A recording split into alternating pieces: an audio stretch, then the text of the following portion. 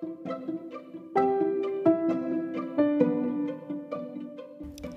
guys, balik lagi di Clinomic Radio bareng gue Dinia, foundernya Clinomic. Salam kenal semua. Buat yang baru gabung, thank you so much udah main ke platform podcastnya Clinomic untuk ngebahas inspirasi seputar cuan lestari. Nah, di episode kali ini kita akan ngebahas soal biodiesel lagi nih guys. Jadi, kenapa sih topik biodiesel ini kita bahas kupas tuntas?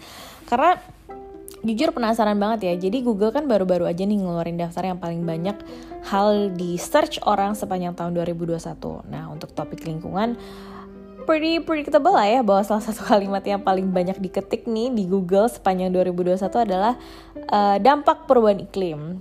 Nah, jadi kalau ngomongin perubahan iklim, salah satu nih strateginya pemerintah Indonesia untuk mengatasinya adalah nih dengan mengembangkan biodiesel di masa yang akan datang dan sekarang. Nah, di episode kali ini kita akan coba bahas lagi nih, kenapa sih biodiesel benar nggak bisa jadi solusi yang baik dan benar untuk Indonesia untuk mengatasi krisis iklim, serta mengurangi ketergantungan kita terhadap bahan bakar fosil. Yuk dengerin podcast kolaborasinya Clinomic dan Yayasan Madani berkelanjutan. Jangan lupa subscribe podcast ini supaya kamu nggak ketinggalan inspirasi cuan lestari berikutnya. Hai Mas Virgi, makasih banget nih udah gabung di Clinomic Radio. Mungkin sebelum kita mulai diskusinya boleh kenalan dulu nggak nih Mas Virgi, perwakilan dari Yayasan Madani nih kali ini.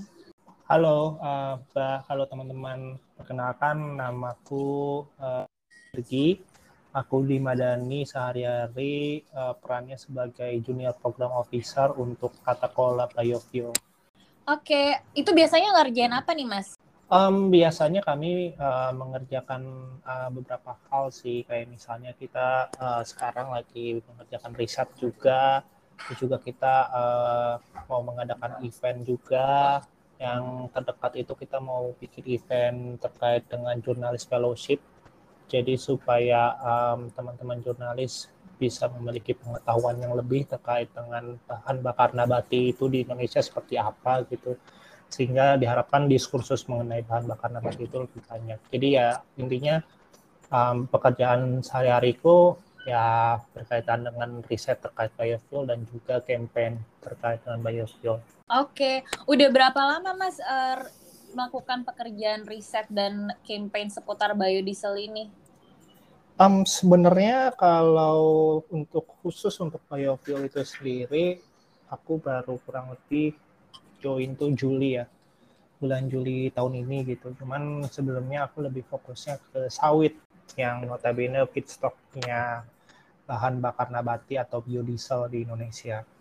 Oke, jadi udah hatam nih ya Mas ya masalah kelapa sawit dan biodiesel di Indonesia nih yang mau kita bahas hari ini nih. Nah, Mas Virgi kan sebenarnya podcast episode kali ini kan merupakan agak sedikit kelanjutan nih dari episode pertama kita biodiesel bareng kolaborasi Clinomic dengan Madani. Di episode pertama itu kita udah sempat ngebahas nih seputar biodiesel one on one gitu. Nah, sekarang topiknya kita mau ngebahas sebenarnya BBN ini lebih menguntungkan dan lebih bersih apa enggak sih? Karena mungkin masih banyak yang penasaran nih ya Mas ya. Iya. Nah, boleh nggak sih sebagai awal diskusi nih, kayak karena kita topiknya BBN, sebenarnya pilihan bahan bakar yang ada di dunia tuh apa aja sih Mas? Karena kan sebenarnya BBN ini kan ceritanya mau menggantikan bahan bakar fosil kan. Nah, sebenarnya yang alternatif dari bahan bakar fosil itu apa aja sih saat ini gitu? Oke. Sebenarnya itu mungkin bisa kita klasifikasikan ya, kalau bahan bakar nabati itu ada yang bentuknya itu liquid, ada yang bentuknya padat gitu, ada yang bentuknya gas gitu, atau yang biasa kita kenal biogas gitu. Nah, khusus untuk transportasi itu yang bentuknya liquid ya.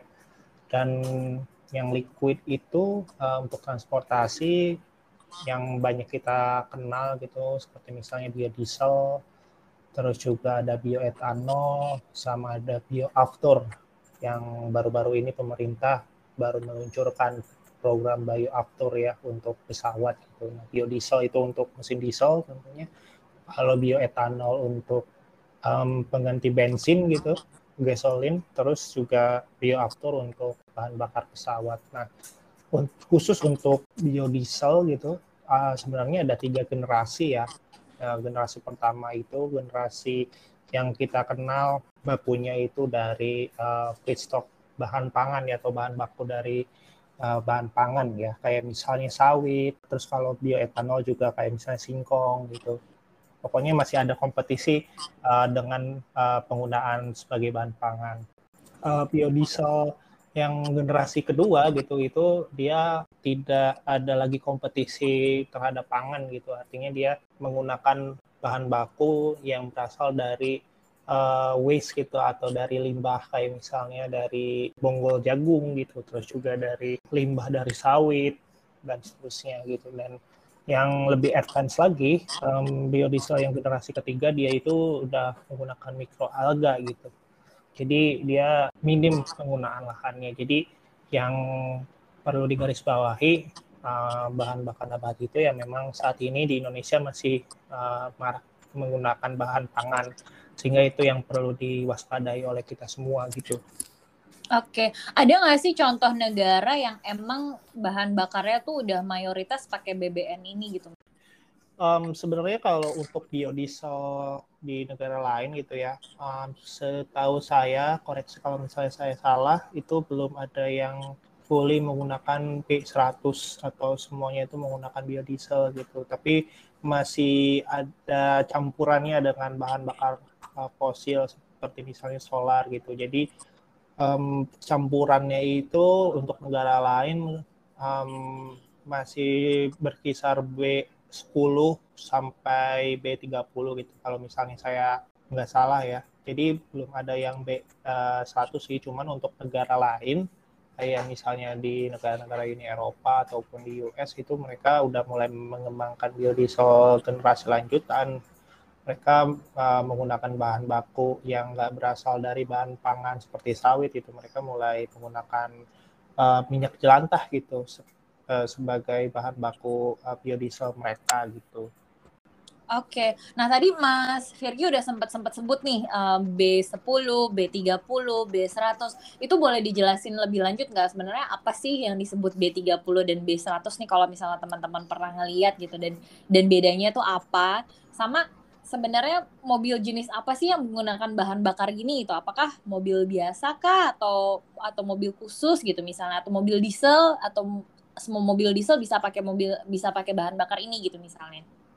Iya, sebenarnya kalau misalnya teman-teman mendengar B30 atau B40 sampai B100 itu adalah merujuk pada campuran antara biodiesel dengan bahan bakar fosil atau di sini solar gitu. Misalnya kalau B30 berarti biodieselnya itu 30%, solarnya itu 70% gitu. Dan jenis transportasi yang menggunakan bahan bakar nabati ini atau biodiesel ini biasanya adalah transportasi yang menggunakan mesin diesel gitu.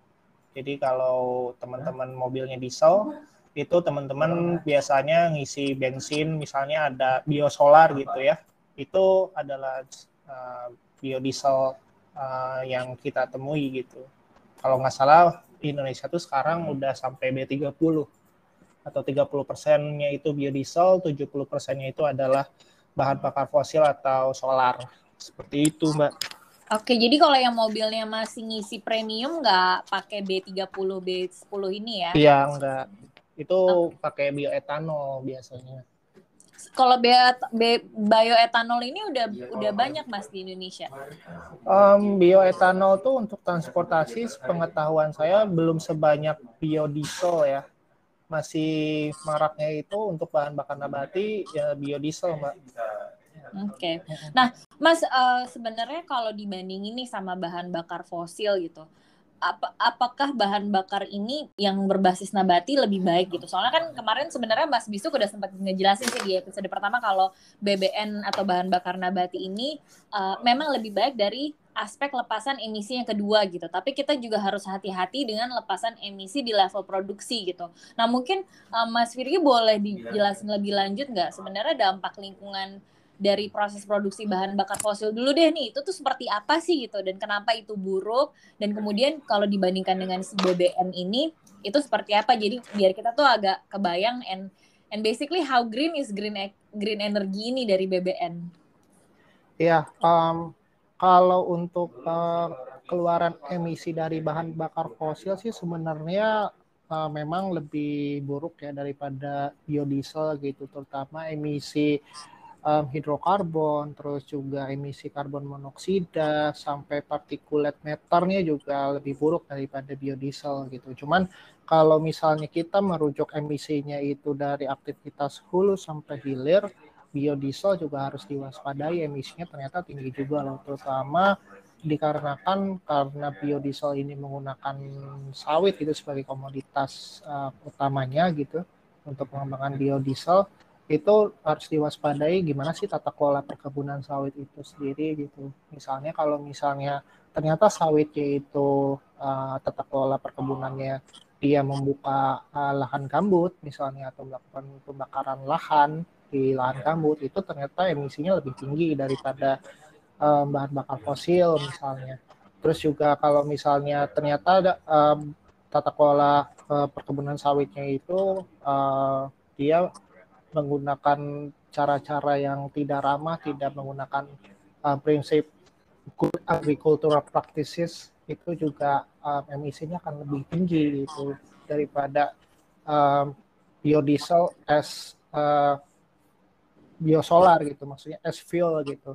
Jadi tata kelola dari komoditasnya yang membuat si biodiesel itu memiliki emisi yang besar gitu.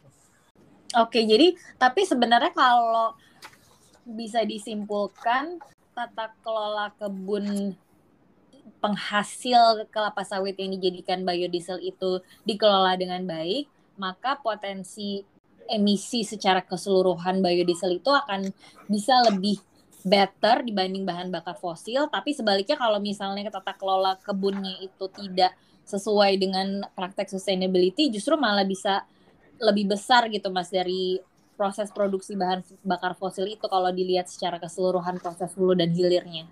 Apakah itu kesimpulan yang benar atau gimana Mas?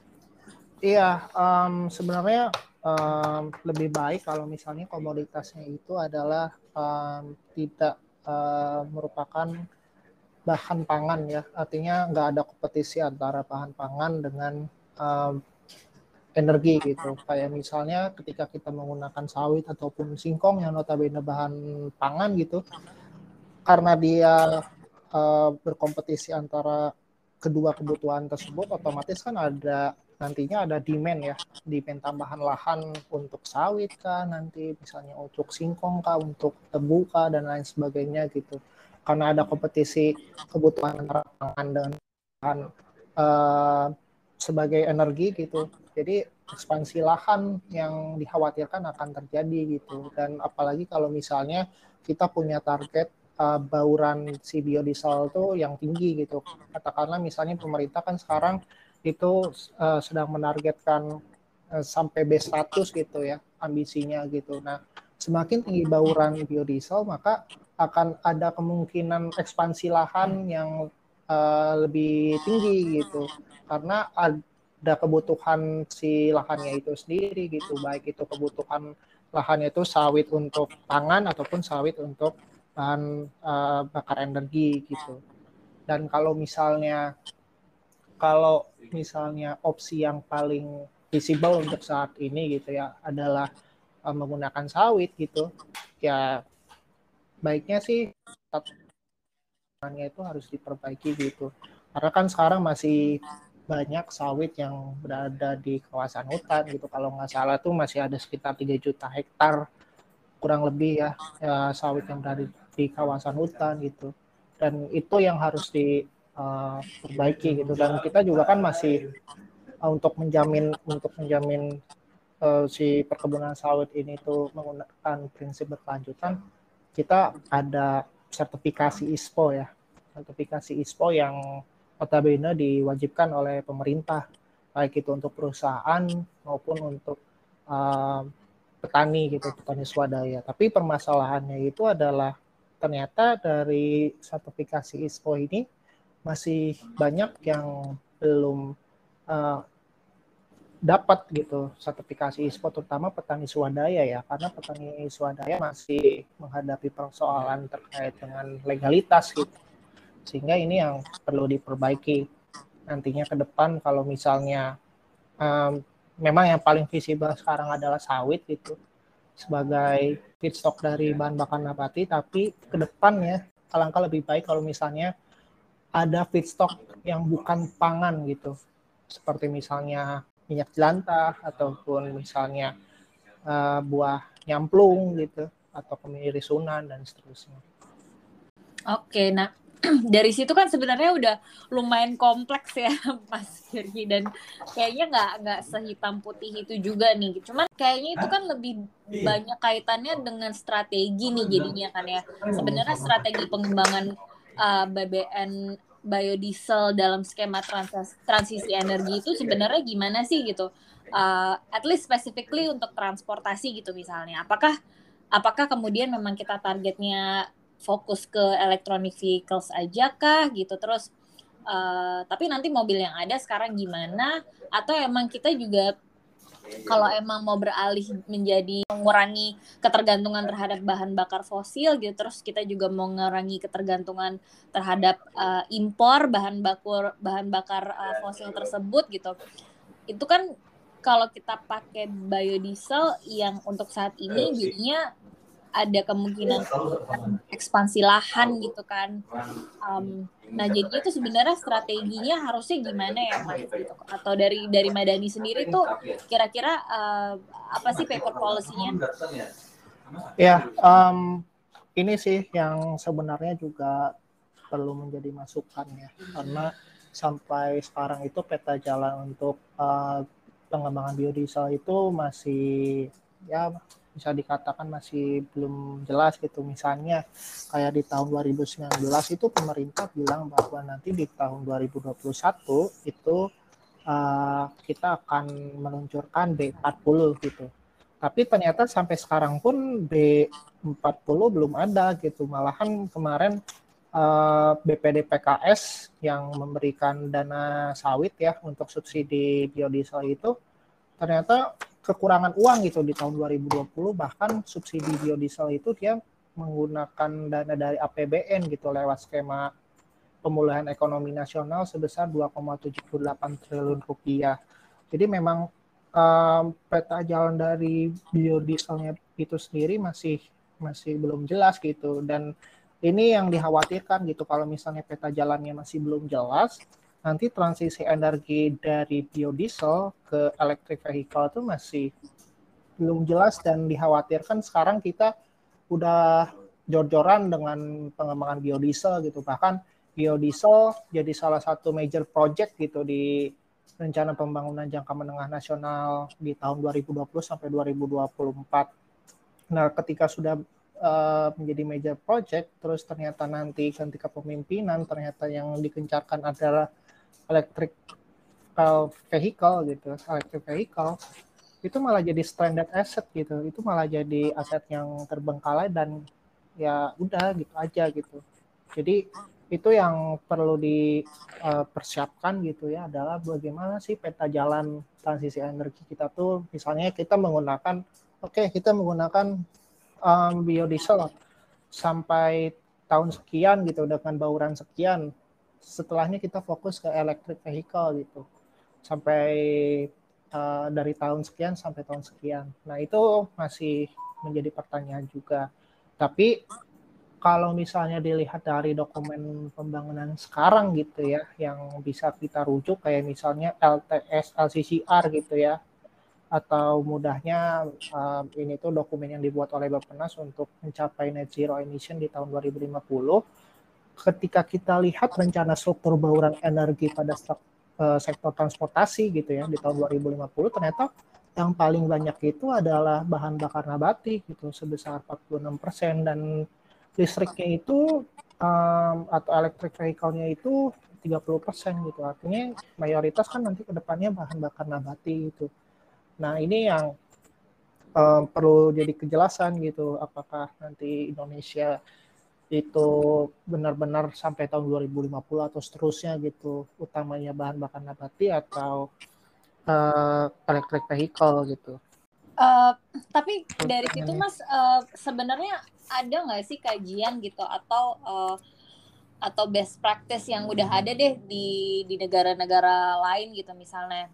Sebenarnya kalau dari strategi kan harusnya yang bikin strategi pengembangan dan transisi energi kan nggak cuma Indonesia doang ya gitu, pasti kan negara-negara lain juga bikin nih gitu. Kalau kita lihat dari best practice negara lain itu seperti apa ya? Walaupun mungkin nggak bisa apple to apple dengan Indonesia, tapi pengen tahu juga sih kalau di negara lain strateginya kayak apa sih Mas? Untuk struktur bauran energi di negara lain sih sebenarnya kalau setahu saya adalah sudah menuju ke listrik semua ya. Artinya bahan bakar nabati itu nggak jadi dominan untuk struktur bauran energi di negara lain gitu ya. Sehingga kalau misalnya Indonesia mau meniru ya dalam tanda kutip negara-negara lain, ya electric vehicle ini itu bisa jadi salah satu opsi gitu, dengan catatan bahwa pengembangan dari electric vehicle itu harus diperhatikan bagaimana produksi si nikelnya gitu ya sebagai baterainya gitu. Plus listriknya juga ya Plus Mas? listriknya juga, karena listriknya kalau misalnya listriknya dari batu bara kan gitu ya sama aja bohong gitu kan. Iya. Nah, tapi kalau misalnya ngikutin target LTS yang udah ada nih, misalnya tahun 2050 sektor transportasi itu 40% biodiesel, itu berarti kemungkinan besar pasti akan buka lahan lagi ya Mas ya? Ya ada kemungkinan kayak gitu, apalagi kalau misalnya produktivitas kita tuh masih rendah gitu. Produktivitas kita aja sekarang kalau nggak salah masih 2-3 ton per hektar per tahun gitu. Jadi kalau misalnya nggak mau ada ekstensifikasi lahan, ya kita harus intensifikasi lahan dengan cara apa ya? Dengan cara kita meremajakan sawit gitu. Persoalannya adalah untuk meremajakan sawit kan butuh biaya gitu ya, dan biaya untuk peremajaan sawit itu masih sering ditemukan kesulitannya oleh petani gitu, terutama petani swadaya. Nah, petani swadaya kan mereka minim dana, dan dana sawit itu yang notabene-nya itu harusnya dipergunakan untuk pemberdayaan petani, ternyata mostly digunakan untuk subsidi biodiesel gitu. Kalau nggak salah 80-90% itu alokasi dana sawit itu digunakan untuk subsidi biodiesel gitu. Oke, tapi kalau dari berdasarkan inovasi yang ada sekarang nih Mas gitu, atau estimasinya lah gitu ke depan ini sampai jangka waktu 2050, kita bisa nggak memproduksi biodiesel ini dengan cara intensifikasi lahan tersebut gitu? Bisa asalkan pertama mungkin perlu adanya bantuan dana ya kepada terutama kepada petani gitu. Terus yang kedua terutama soal bagaimana nanti pemerintah bisa memberikan capacity building gitu untuk petani. Tapi memang permasalahan sekarang itu adalah jumlah penyuluh petani Indonesia pun masih minim gitu. Sehingga itu jadi PR bersama sih.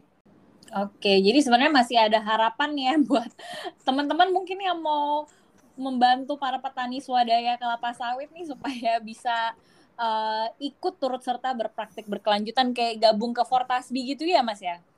Iya, kurang lebih seperti itu. Oke, nah jadi sebenarnya kalau ditanya pro and cons-nya agak luas juga ya Mas ya untuk pengembangan dan pemanfaatan biodiesel nih, terutama untuk strategi pengembangan transisi energi gitu. Dan ada jawaban yang sederhana nggak sih terhadap si biodiesel ini? Sebenarnya kalau misalnya ditanya kayak gitu, mudahnya gini. Biodiesel itu awalnya memang digunakan untuk gimana kita nggak jadi importer terus nih, kita ingin lepas gitu ketergantungan dari bahan bakar fosil gitu, karena Indonesia juga udah keluar dari OPEC ya, sehingga Indonesia ingin mengembangkan energi terbarukannya tersendiri, adalah biodiesel gitu. Terus juga biodiesel dirasa bisa jadi salah satu kebijakan yang bisa mengembangkan perekonomian terutama dari sisi petani gitu. Nah, ketika kita menandatangani perjanjian Paris itu NDC, ternyata biodiesel juga jadi salah satu strategi mitigasi iklim gitu. Tapi persoalannya adalah biodiesel itu kalau misalnya mau jadi strategi mitigasi iklim, juga dia harus memperhatikan bagaimana prinsip keberlanjutan dari komoditas bahan bakunya itu. Jadi kurang lebih ya kalau misalnya biodiesel itu mau jadi bahan bakar yang bersih dalam tanda kutip, ya kita juga harus memperhatikan komoditasnya gitu atau bahan bakunya. Oke, jadi intinya kita memang harus memastikan dan mendukung praktek keberlanjutan si produsen kelapa sawit alias si feedstocknya ini ya Mas ya. Iya. Nah, sebagai masyarakat awam nih, Mas Virgi, kan kayaknya strategi terus kemudian skema transisi energi itu kan agak jauh ya. Tapi kontribusi apa sih sebenarnya yang bisa dilakukan oleh masyarakat gitu untuk memperbesar dampak positif serta mengurangi dampak negatif dari si biodiesel ini? Kalau menurut saya sih sebagai masyarakat adalah ketika masyarakat mendengar kata bio, mau itu biodiesel atau bio-bio apapun, itu umumnya itu dikonotasikan positif ya. Tapi mungkin kita harus melihat lebih jauh gitu bagaimana kata bio ini itu benar-benar sesuai dengan isi kepala kita gitu, bahwa bio ini tuh benar-benar baik gitu. Jadi ya kita mungkin bisa cari tahu gitu bagaimana sih sebenarnya biodiesel itu sendiri itu apakah ini benar-benar energi bersih atau enggak gitu, sehingga ya mungkin ketika kita sendiri sebagai individu tahu bagaimana itu biodiesel gitu ya, mungkin kita bisa memberikan informasi ke yang lain gitu, sehingga makin banyak nih konsumen-konsumen yang aware gitu terhadap penggunaan biodiesel gitu, terutama mungkin bapak-bapak yang suka menggunakan mobil diesel gitu atau punya hobi sama mobil yang berbahan bakar diesel gitu atau bermesin diesel, ini mungkin juga bisa jadi agen gitu bagi masyarakat yang lain untuk lebih mengetahui biodiesel itu aslinya kayak gimana sih gitu, dan apakah benar-benar hijau atau enggak gitu. Jadi mungkin itu sih yang menurut saya bisa dilakukan ke masyarakat yang lain gitu, penyebaran informasi itu gitu. Oke, tapi kalau dalam jangka waktu dekat nih Mas, at least misalnya 5 tahun gitu, nggak tahu deh, bisa nggak 5 tahun ke depan atau 5-10 tahun ke depan gitu. Kalau misalnya kita punya options nih, kita mendingan beli electronic vehicles atau mobil yang pakai biodiesel, Mas? Sebenarnya kan ini juga tergantung dari political will dari pemerintah ya ke depan kayak gimana gitu. Apakah nanti ke depannya pengembangannya itu lebih condong ke BBM atau bahan bakar nabati atau ke electric vehicle gitu. Cuman kalau ngelihat dari negara-negara lain, terutama negara-negara maju kan trennya udah ke electric vehicle gitu. Kalau misalnya ditanya preferensi saya pribadi, saya mungkin kedepannya akan lebih menggunakan electric vehicle ya, karena memang tren dunia juga udah ke arah sana. Nah, tinggal gimana sih tata kelola listriknya itu sendiri gitu di Indonesia, tata kelola bahan bakar yang digunakan untuk pembangkit listrik itu kayak gimana sih gitu yang perlu jadi pertanyaan. Oke, mungkin dengan catatan kalau emang bisa beli electronic vehicles, lebih baik di rumahnya juga pakai solar panel kali ya Mas ya, jadi listriknya nggak tergantung sama PLN. Iya, kalau saya pribadi ya ini ya kalau ditanya gitu. Tapi memang mungkin kita agak sulit ya mengambil satu posisi gitu. Kalau sebenarnya biodiesel tuh is it a solution atau enggak sih gitu. Itu tuh agak susah bilang iya karena subject to qualification-nya panjang gitu ya Mas ya. Iya, biodiesel tuh sebenarnya konsep yang bagus gitu ya. Dia ingin mensubstitusi bahan bakar fosil yang ternyata emisinya banyak gitu. Nah, yang perlu kita jadi perhatian itu adalah sebenarnya penggunaan bahan bakunya gitu, feedstocknya. Jadi mungkin banyak dari kita itu lebih terfokusnya tuh ke konsepnya gitu, ke konsep biodiesel itu sendiri gitu. Padahal sebenarnya yang perlu jadi perhatian itu adalah si tata kelola bahan bakunya gitu. Nah, nanti juga ke depan electric vehicle juga nggak pasti ada kritik gitu, nggak mungkin nggak ada gitu. Sekarang mungkin electric vehicle yang jadi solusi gitu untuk transportasi. Tapi nanti kalau misalnya kita ngelihat electric vehicle, orang-orang kalau misalnya ngelihatnya hanya cuman dari sisi permukaan aja, ya mereka akan menolak si konsep electric vehicle gitu. Padahal sebenarnya yang perlu jadi perhatian itu bukan konsep electric vehicle-nya, tapi si tata kelola pembangkit listriknya itu sendiri sebagai bahan bakar si electric vehicle-nya. Jadi kurang lebih jangan dalam tanda kutip anti terhadap konsepnya, tapi kita lebih kritis terhadap komoditasnya gitu untuk bahan baku biodiesel itu sendiri. Iya, karena kalau kayak electronic vehicles kan nanti kayak ada isu yang lain yang misalnya kayak bakal perlu tambang kobalt sama nikel lagi gitu untuk memenuhi additional demand dari si electronic vehicles ini gitu. Dan kita udah tahu kalau misalnya yang namanya tambang ya pasti nanti ada buka lahan juga dan lain-lain. Jadi maksudnya itu juga yang harus dipahami bahwa sebenarnya semua itu pasti ada dampak lingkungannya ya gitu, dan akhirnya memang harus dikaji lebih lanjut nih mana pro and cons-nya dari opsi-opsi yang ada gitu kan ya Mas ya. Iya, jadi kita perlu menilik lebih jauh sih, nggak judging bahwa misalnya biodiesel itu jelek, bahan bakar nabati itu jelek, atau electric vehicle itu bagus gitu. Jadi kita harus melihat lebih dalam sih, ini problematikanya itu apa sih gitu, sehingga ada jalan tengah yang bisa membuat suatu konsep atau dalam hal ini bahan bakar gitu ya untuk transportasi itu lebih hijau gitu. Ya mungkin sama dengan stigma terhadap kelapa sawit itu sendiri gitu ya. Jadi kayak bisa nggak sih kita bisa bilang kayak jangan langsung berpikir kelapa sawit itu sesuatu komoditas yang jelek, tapi justru yang diperhatikan adalah tata kelolanya gitu ya kan ya Mas ya? Iya, kurang lebih seperti itu. Karena kan sekarang asosiasi terhadap sawit itu kita mengasosiasikannya itu jelek gitu ya. Ya mungkin kita sebagai masyarakat perlu menggali lebih jauh kenapa sih diasosiasikan jelek gitu.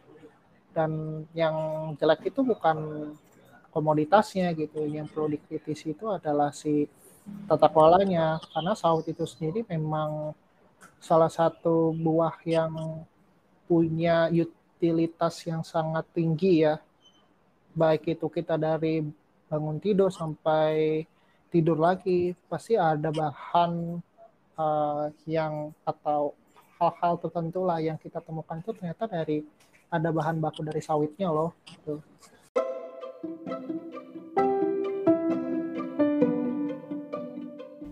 Itu dia obrolan kami bareng Mas Virgi. Jujur aku tuh seneng banget ya ngobrol sama orang-orang kayak Mas Virgi, karena it's like really one of the best thing that we do here in Clinomic. Karena ngobrol sama orang kayak dia bisa dapat perspektif dari berbagai macam sisi, sehingga ngajarin kita untuk lihat suatu isu tuh dari sudut pandang yang luas. So I hope you enjoy this episode as much as I did. Sekali lagi makasih banyak untuk Yayasan Madani Berkelanjutan atas kolaborasinya. Ditunggu episode berikutnya ya. Bye!